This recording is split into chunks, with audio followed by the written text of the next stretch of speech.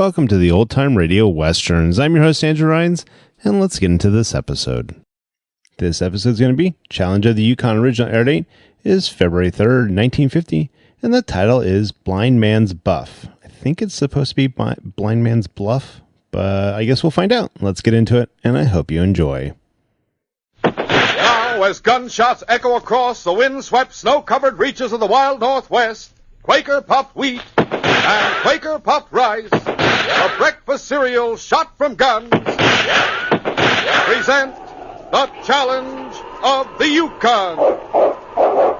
It's Yukon King, swiftest and strongest lead dog of the Northwest, blazing the trail for Sergeant Preston of the Northwest Mounted Police in his relentless pursuit of lawbreakers. On King, on you husky!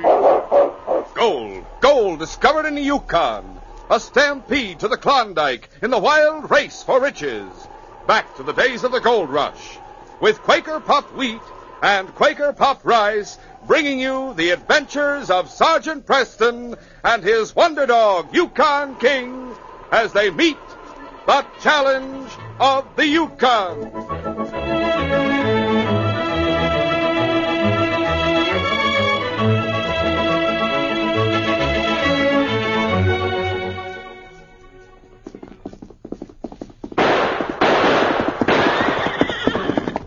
Say, when you watch hard-riding, hard-fighting Hollywood stars in action, remember this.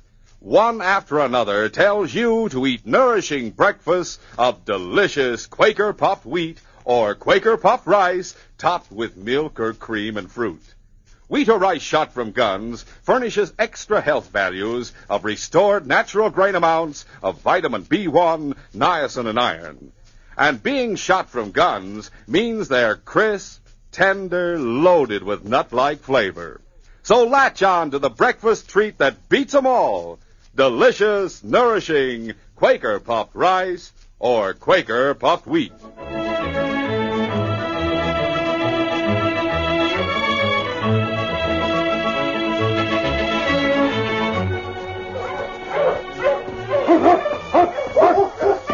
Sergeant Preston was returning from patrol with Yukon King in the lead. The team was flying over the frozen surface of the Klondike, every dog anxious to get home. They rounded a bend in the trail. Ahead, there was a man staggering from side to side. He stopped and turned as he heard the dogs. He was wearing a bandage across his eyes. The sergeant stepped on the brake. King, how you husky? Help me. In the name of heaven, help me. What's the matter with your eyes? Snowblind. Oh, here, ride my sled. I'll take you into Dawson. You won't leave me like the others. What others? Last night, I heard their voices. I stumbled into their camp, told them about wilderness. They fed me and I went to sleep. When I woke up, they were gone. They left me. Or did I dream it all? Oh, blankets feel good. Sleep. Yes, that's a good idea. You can tell me all about it after we get to the hospital. Dawson. I've made it. On King! On The young prospector sank into a deep sleep, and he was so completely exhausted that when the hospital in Dawson was reached, the sergeant had to carry him inside. He was put to bed at once, and his eyes were treated. Then the nurse, Mary Forsyth, woke him to feed him some broth. But sleep appealed to him much more. Oh, sleep. Just one more spoonful. Now, here. All right. You can go back to sleep now. What about it, Mary? Well, Sergeant, it'll be several days before he can see. I know, but is it going to be all right? Oh, I think so. He's tough. He must be if he came all the way from Wilderness Creek on foot. In this weather? Oh, he couldn't have. I'm not sure. He was babbling something about wilderness. There was a strike there last fall. Yes, just before the freeze-up. The men used boats to get there. When can I talk with him? Tomorrow morning. Fine. See you then, Mary. The following morning, Nurse Forsyth met the sergeant at the door of the hospital and led the way to the young prospector's room. His name is Jerry Marvin, Sergeant, and it's true. He did come all the way from Wilderness Creek. It took him nearly 3 weeks. And Toward the end, he ran out of food, and then his eyes went bad. Oh, it's a wonder he made it. Yes. Oh, Jerry, here's Sergeant Preston. Oh, good. Did you tell him about the men? Not yet. You tell him. They need food, Sergeant. Food and medicine. An awful lot of them are sick. They're in a bad way.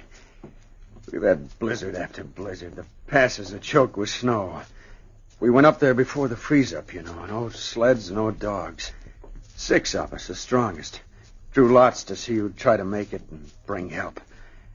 I was the one. You don't have to worry now, Jerry. You'll send help? We'll get a supply train organized right away, and we'll start tomorrow. Oh, good. How many men are there? About 100.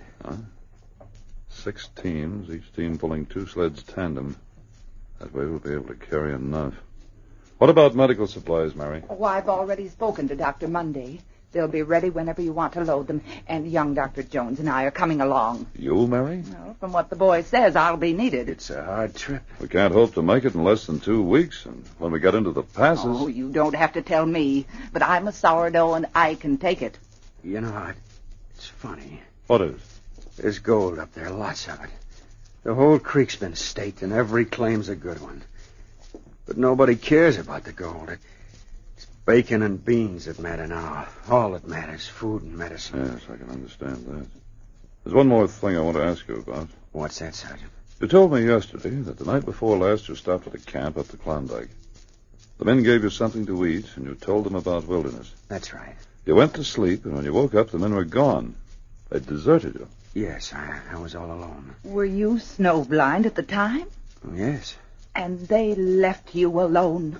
Why, that's the same as murder, Sergeant. Maybe I just imagined the camp and the men, but their food was hot and good, and I was so hungry. Doesn't sound like imagination to me. How many men were there? 6 or 7. I realize you couldn't see them. Do you remember any of their names? Let me think. Yeah, there was Lefty. Oh? He seemed to be their leader. He gave all the orders. Lefty Daniels, Sergeant. Probably. Probably the whole gang. The one that held up the express office in 40 Mile and killed those 2 men. Yes. Oh, Jerry, you're lucky they only left you. It's a wonder they didn't kill you. Probably thought they were killing him by deserting him. You told them all about Wilderness, Jerry. Yes, Sergeant. The gold and the sickness? Yes, they kept asking questions, and I answered them all. That's bad, Jerry. It's going to be hard enough, the trip to Wilderness. But after we get there, I'm afraid we'll meet Lefty and his gang. Lots of gold and men too weak to defend themselves. Lefty couldn't ask for anything better than that. There's no telling what we'll find. From the hospital, the sergeant hurried to headquarters and made his report to the inspector. The inspector approved his plans for the relief of the Wilderness Creek miners, and then considered the problem of Lefty Daniels' gang. And you think that they may be heading for Wilderness, too? It's possible, sir. Except that they must be running short of supplies themselves. They head for a starvation camp. I don't know, Sergeant. They might pick up supplies en route, sir. Well, that's true. Where was it this young prospector stumbled on their camp? On the Klondike. I should judge a little bit beyond Leota. He couldn't have walked more than a couple of miles before I picked him up. Well, Webster's assigned to the case. He'd better get up there. It snowed yesterday, sir. Won't be any tracks to follow. But 6 or 7 men traveling together. Someone will have seen them.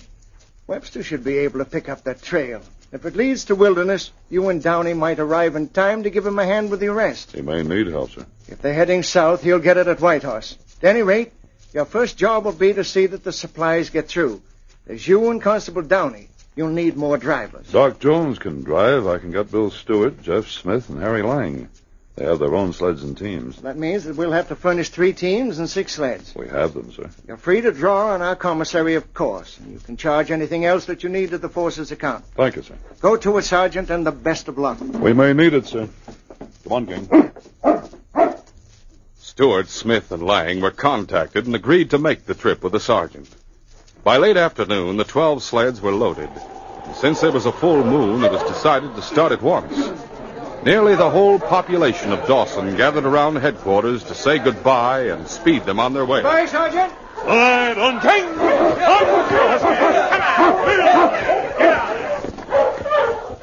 With the sergeant in the lead, the relief train headed down Front Street, then turned east on the Klondike.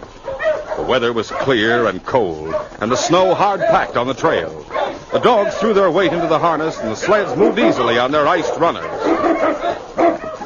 But this was the easy part of the trip, and ahead lay mountain passes choked with snow, the threat of avalanches, and of sudden storms roaring down from the icy peaks.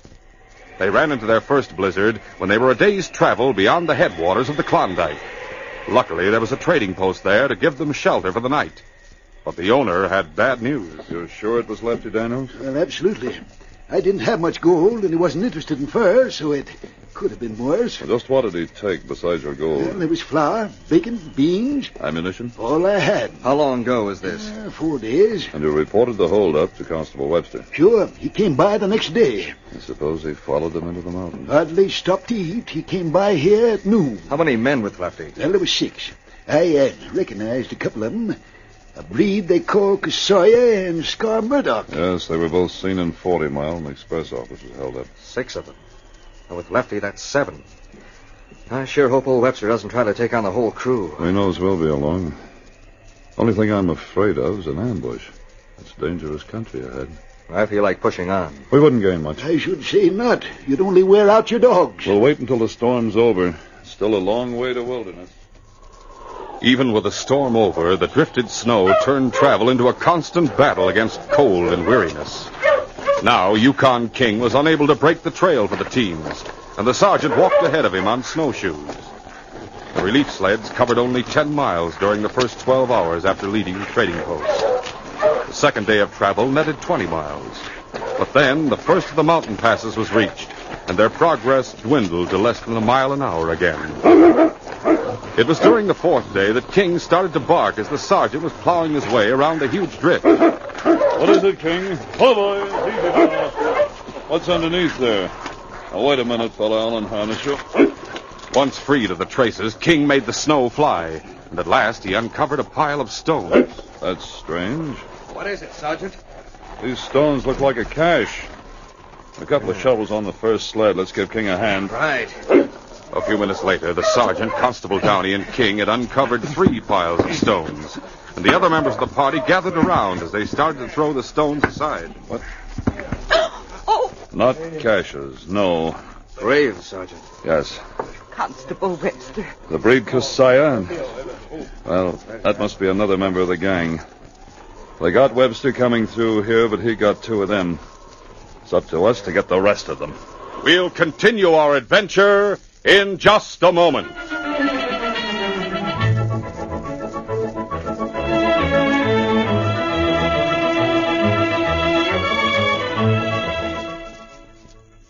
Say, fellas and girls, do you know what's coming this month? Valentine's Day. Gee, aren't Valentines a wonderful idea? I wonder who's at the door. Why, it's our old friend, the postman. Say, am I glad to see you. Howdy, young fella. Don't tell me you're already delivering Valentines. I sure am. Got any for me? Yep. Here's a pretty special one. Oh, gee, it's real pretty. And it says, to my Valentine. That's to you, bub, from a wire. And it says here, thanks for tipping us off to those wonderful breakfasts of Quaker puffed wheat and Quaker puffed rice. My husband has been a different man ever since. That's me. You? Yep. Seems like I never used to care much for breakfast. Oh? Son, you should see me now. You mean you eat a big bowl full of Quaker puffed wheat or Quaker puffed rice every morning? Do I? Say, I pour on the old milk or cream, add some fruit, and it sure tastes good. Mighty good for you, too. Quaker puffed wheat and Quaker puffed rice furnish added food values of restored natural grain amounts of vitamin B1, niacin, and iron. Well, that's why I eat Quaker puffed wheat one day and Quaker puffed rice the next. That's a swell idea. And say, fellas and girls, don't you miss out a single day either. Buy both delicious kinds, Quaker puffed wheat and Quaker puffed rice. These swell-tasting, ready-to-serve cereals are shot from guns to make them crisp and tender. Yes, these king-size premium grains are exploded up to 8 times normal size to make them bigger and better tasting. Ask Mom right now to order big red and blue packages of delicious Quaker puffed wheat and Quaker puffed rice. Shot from guns.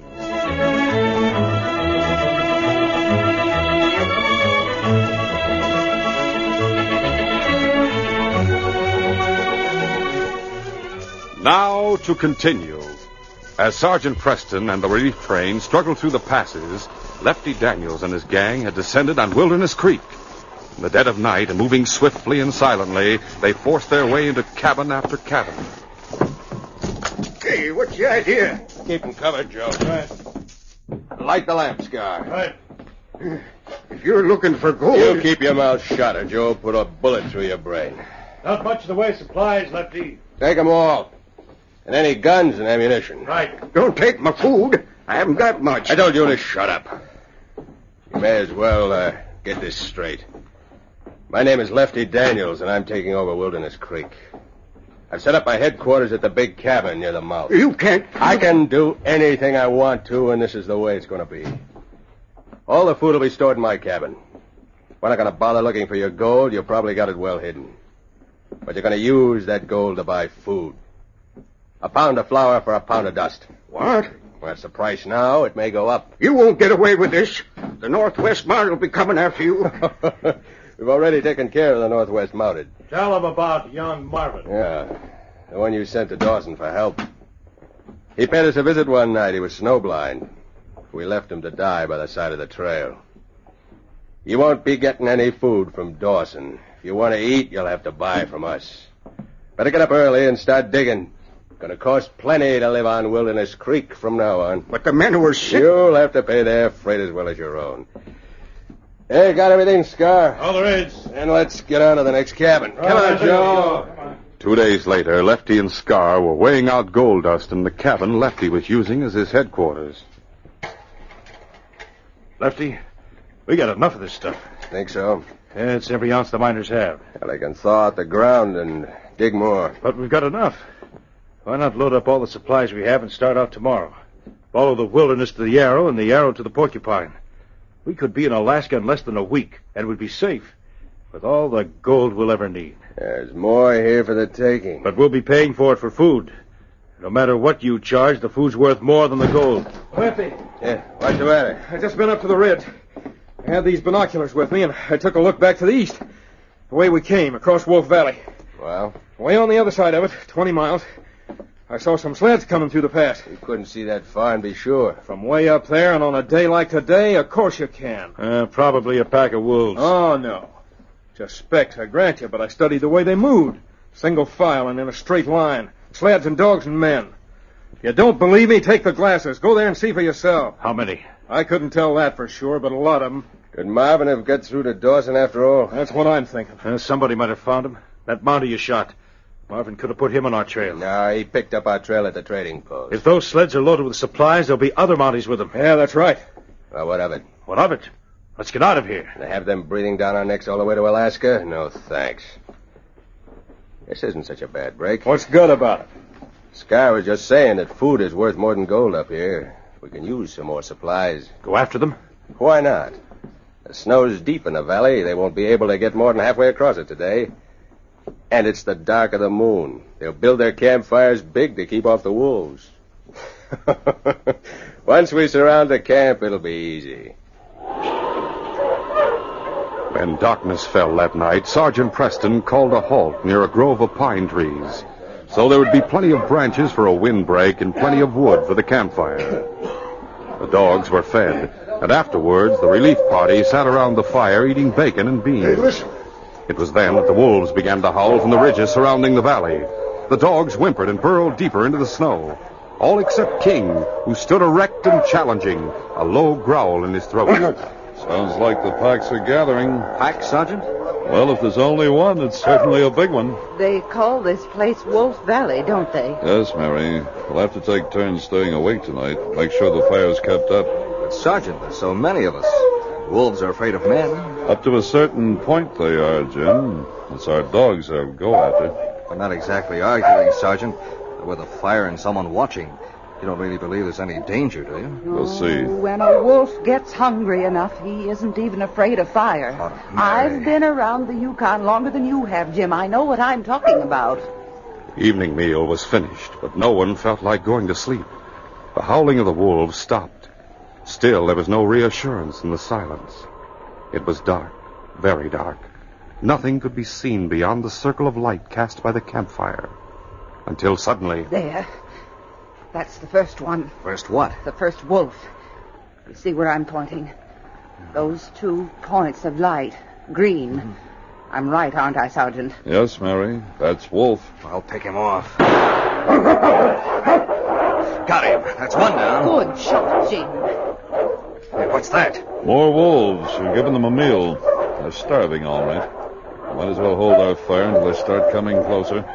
It was not long after that a great circle seemed to be drawn around the camp. A circle etched in pinpoints of green fire. The men waited with their rifles ready, firing only when a wolf started toward them. There's one, Jeff. Then the horrible snarling would echo through the night, once more to be succeeded by an ominous quiet, a silence charged with suspense. King crouched by his master's side, alert to every move his wild enemies made. And it was he who gave the warning as the wolves made their first charge on the sled. Come on, pour lead into them. Keep firing. Drive them back. The charge was driven back. The gaunt, ghostly bodies faded into the darkness. But for some reason, King still was uneasy, sniffing the air and growling. Where are they, Sergeant? We can't even see their eyes now. They haven't gone far. King may have caught the scent of another kind of wolf. Well, we're not far from wilderness. That's what I mean, Jim, and this fire can be seen for a long way across the valley. But we've got to have the fire to keep the wolves back. There are some animals more dangerous than wolves. Down, everybody. Help me put out the fire. Throw snow on it and then crawl away. Quickly, the men followed the sergeant's orders. In a matter of seconds, the fire was out. But Bill Stewart had caught a bullet in his leg. Mary crawled to his side and bandaged it as the sergeant gave direction. Don't anyone fire. We'll only give them a target. They can't see us in this light any more than we can see them. You think it's Lefty and his gang? I'm sure of it. Well, the dark may protect us from them, but the wolves can find us. What if they come after us again? We'll have to shoot. Wait for my word. It was agonizing, waiting in the cold and darkness, with every muscle taut, eyes and ears alert for the slightest movement. Lefty and his men were also holding their fire, so as not to give their positions away. The sergeant realized it was a stalemate, which would be broken in the outlaws' favor whenever the wolves rallied for a second attack. He considered every possibility, and then decided to take a long chance. Jim. Yes? I'm going after them. You better come with me. After Lefty and the others? Yes. We don't know where they are. We have no idea. King will find them for us. Where are the handcuffs? I have a couple of pair. More on the first sled. I'll take some. Leave your rifle. It's too clumsy. You better carry 2 revolvers. Okay. Golly, Sergeant. There isn't much chance. It's the only one I can think of. We'll start with the woods. Go on, King. Men. Find the men. Then began a desperate game of blind man's buff, with King's keen nose serving as eyes for the sergeant and Constable Downey. It was so dark they could not see the trees until their shoulders scraped the trunk of one. The sergeant laid a restraining hand on King's harness, and they crawled forward inch by inch. When King stopped, the sergeant could still see nothing, but he could hear something, the steady breathing of a man only a few feet away. The sergeant held his own breath, and then struck out with the butt of his revolver. The sergeant snapped a pair of handcuffs around the man's wrists, and leaving Constable Downey to guard him, crawled on. King led him to a second man and a third, and each of them was taken care of in exactly the same way and dragged back for Downey to guard. The sergeant and King started out again. They had crawled for 50 yards when King jumped to his feet and growled. King, down. But King would not obey his master, for half a dozen wolves were racing toward them. Sorry, King, I didn't understand. King met the lead wolf's attack, and the sergeant picked off those that were following him. But as soon as he started to shoot, the reports of other guns sounded, and bolts kicked up the snow around the sergeant. They helped to finish off the wolves, but the sergeant and King were untouched. Those shots came from that direction, King. We've taken care of 3. There can only be 2 left, Murdoch and Daniels. If only it weren't so dark. I know you can find them, boy, but I hate to send you after them. They've been alerted, and they know we're in the woods. Better wait right here and make no sound. I didn't think they'd pick this off, and I'd hope they'd come to make sure. But King was unable to remain quiet. The dead wolves were attracting others, and they were closing in around King and the sergeant. The great dog took his master's parka in his mouth and pulled it. So I'm wrong, boy. You think we'd better get out of here? All right, go on. King started toward the edge of the woods. They had almost reached them when they heard a frantic cry. It's wolves all around us! Hey, get out in the open, come on! The sergeant heard 2 men crashing through the underbrush, and guided by the sound, he ran to meet them. As Scar and Lefty broke from the cover of the trees, he was facing them, his guns ready. Up with your hands. You're under arrest in the name of the Queen. Get out of the way! There's wolves after us! Just march straight ahead and you'll be safe. Safe to die on the gallows. Move. All right, don't worry, we'll wait. Lock, Jeff, get that fire started again. All the gang are present and accounted for. A few minutes later, the campfire was roaring once more. The sergeant and Jeff returned to Jim and helped him with the men the sergeant had knocked out and handcuffed. In less than 15 minutes, the whole gang were lying on the ground beside the fire. There was no sleep that night, for the wolves still roamed the valley. But they faded away with the dawn, and the relief train headed on to Wilderness. Looking! Oh, Husky! Hold on!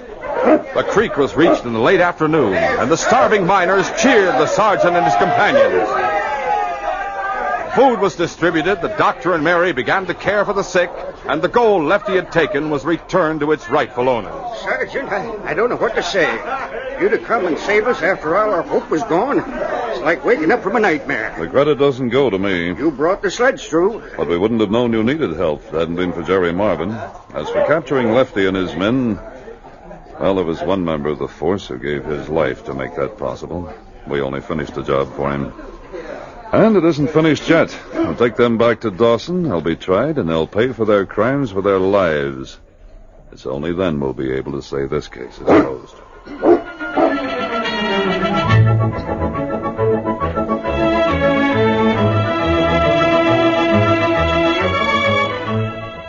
In just a moment, Sergeant Preston will give you a preview of Monday's adventure.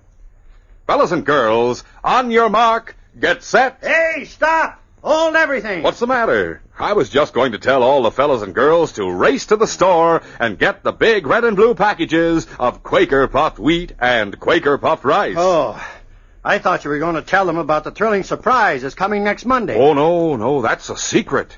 I'm not supposed to say a word about it till next Monday. And then, oh boy. Yes, then, fellas and girls, you're going to get in on something terrific. We can give you just this hint. It's something wonderful that you're going to get from Quaker puffed wheat and Quaker puffed rice. The swell-tasting, crisp, nourishing breakfast cereal that's shot from guns. And it won't cost you an extra penny. Not an extra red cent. So don't miss out. Be listening. Listen Monday when Sergeant Preston and Yukon King meet the challenge of the Yukon in the case of the jailbreak. Bat Nelson was the most vicious and brutal outlaw in the Yukon. And when I finally captured him, everyone drew a sigh of relief. But it turned out we were congratulating ourselves too soon because Bat broke jail the night after he was captured. That jailbreak put a blot on the record of a fine young recruit to the force. It also led me into one of the deadliest gun battles I've ever fought. Be sure to hear this exciting adventure Monday. These radio dramas, a feature of the Challenge of the Yukon Incorporated, are created by George W. Trendle, produced by Trendle Campbell Enterprises, directed by Fred Flowerday, and edited by Fran Striker. The part of Sergeant Preston is played by Paul Sutton. They are brought to you every Monday, Wednesday, and Friday at the same time by Quaker Puffed Wheat and Quaker Puffed Rice, the breakfast cereal shot from guns.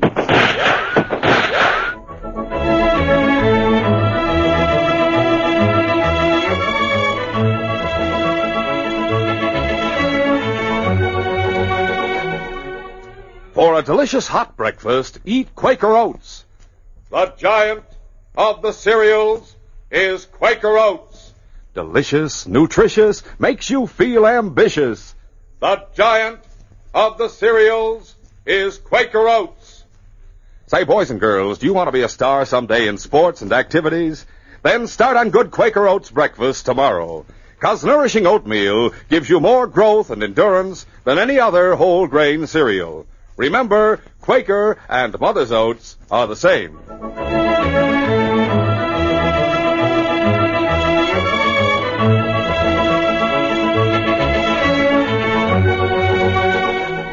This is J. Michael wishing you goodbye, good luck, and good health from Quaker Puffed Wheat and Quaker Puffed Rice.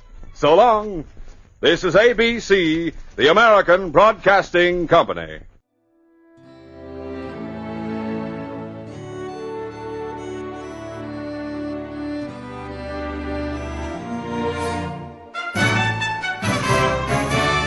This has been a presentation of OTRWesterns.com, and we hope you enjoyed. Please take some time to like and rate our shows in your favorite podcast application. Follow us on Facebook by going to OTRWesterns.com/Facebook. Join in the conversation by going to OTRWesterns.com/Discord. And don't forget to send us an email, podcast@OTRWesterns.com. This episode is copyright under the Attribution Non-Commercial Share Alike copyright. For more information, go to OTRWesterns.com/copyright. Have a great day, and again, thanks for listening.